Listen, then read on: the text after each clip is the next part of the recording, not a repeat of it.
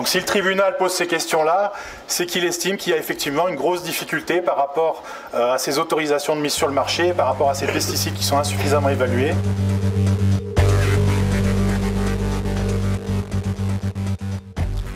On s'aperçoit par de nombreux aspects qu'en fait tout ne va pas bien et que les produits mis sur le marché ne sont pas aussi sûrs qu'on veut bien nous le dire.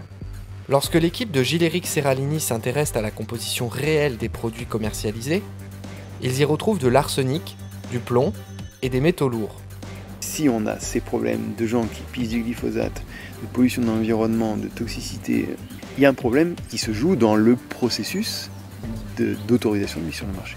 C'est une grande première en Europe, effectivement. Il n'y a jamais eu un tribunal qui interrogeait la Cour européenne sur ce type de sujet. Le législateur n'a pas pensé nécessaire ou efficace de demander que toutes les formulations soient testées. Ils essayent de justifier leur évaluation en disant « mais vous comprenez, nous on fait des modélisations théoriques très compliquées ». Rien que l'application de cette réglementation ferait que une très grande quantité des pesticides qui sont vendus et mis sur le marché actuellement dans toute l'Europe serait invendable. Il est très important que le public comprenne que l'agroécologie, c'est un ensemble de bonnes pratiques en matière agronomique dont on a aujourd'hui, au XXIe siècle, besoin plus que jamais. Comment amener notre modèle agricole de l'agrochimie vers l'agroécologie?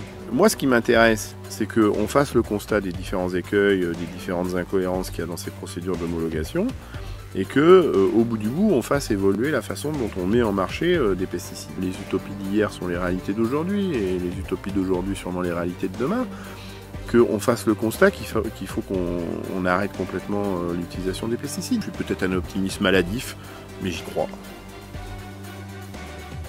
Là, moi je considère Secret Toxique comme une machine de guerre pour attaquer la législation sur les pesticides.